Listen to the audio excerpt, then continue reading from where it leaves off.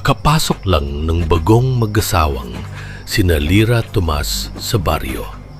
Tahimik, magalang, at tila masyadong perpekto.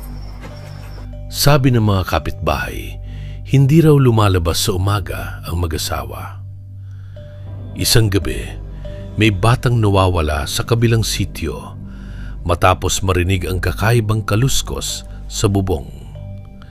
Narinig ng mga tao na may halahak ng babae na tila humahabang boses sa dilim.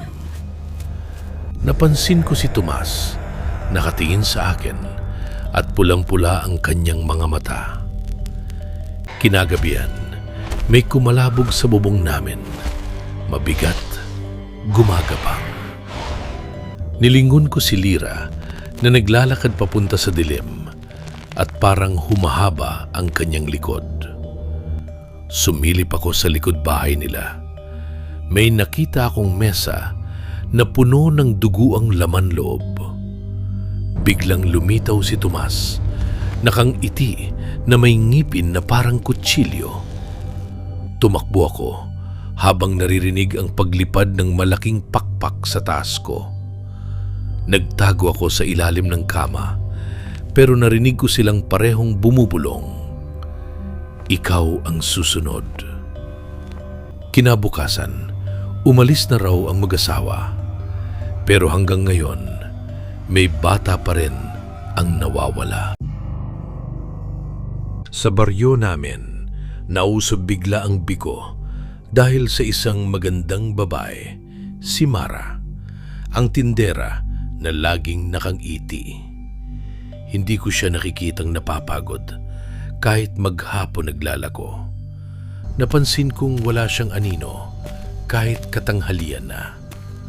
Nakita ko rin ang biko niya, masyadong pula, parang may halong hindi pangkaraniwang sangkap. Isang matandang babae ang sumigaw, "Huwag kayong bibili riyan, iba ang mata ng babaeng yan." Nang tumingin si Mara, nagdilim ang kanyang mga mata, parang butas na walang laman.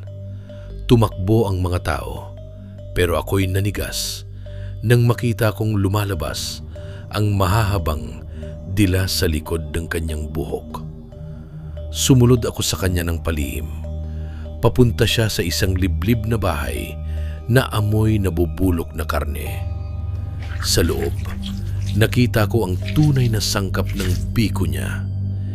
Hindi malagkit, kundi laman ng tao.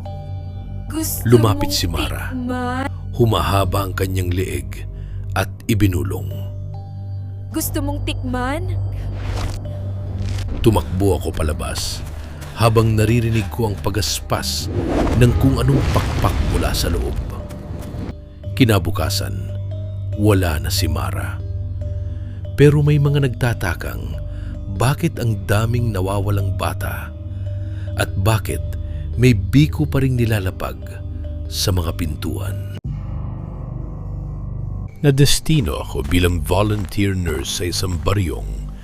Ang sabi ng mga tao ay mahimik pero mapanganib. Nagtataka ako dahil walang kahit isang ilaw tuwing gabi. Sabi ng kapitan, "Walang kuryente dito, iha! Bawal ang maliwanag!" Pero bakit halos lahat ng bahay ay may makakapal na kurtina at saradong bintana? Isang gabi, may narinig akong mahaba at nakakakilabot na paghigop mula sa bubong. Pagsilip ko, may mga matang pula sa gilid ng baryo nakatitig papasok. Nagtanong ako sa isang nanay kung bakit walang ilaw. Kapag may ilaw, nagiging tao sila. At doon ko nakita, may isang batang nag-iba ang itsura nang nasapawan ng liwanag ng buwan. Nagpupumiglas ang bata, lumalaki ang tenga, humahaba ang bila. Tumakbo ako, pero narinig ko ang paglipad ng napakaraming nilalang sa itaas.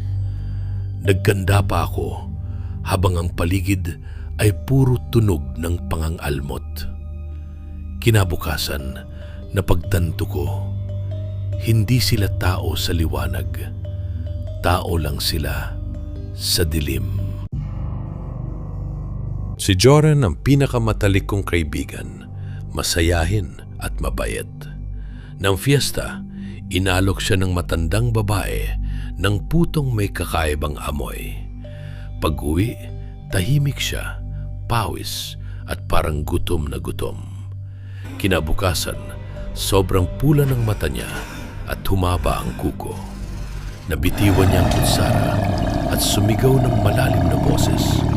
Tumakbo siya palabas ng bahay na parang hayop. Sinundan ko, kumakain siya ng hilaw na manok. Tinanong niya, "Bakit ang lakas ng amoy ng dugo mo?" Tumakbo ako, ngunit hinabol niya ako ng mabilis. Natumba ako, lumuluha siya, pilit at pipigil. Sabi niya, "Huwag mo akong lapitan." Kinabukasan, may patay na kalabaw at siya ay nawala. Nag-field trip kami bilang criminology students sa isang baryong kilala raw sa folklore.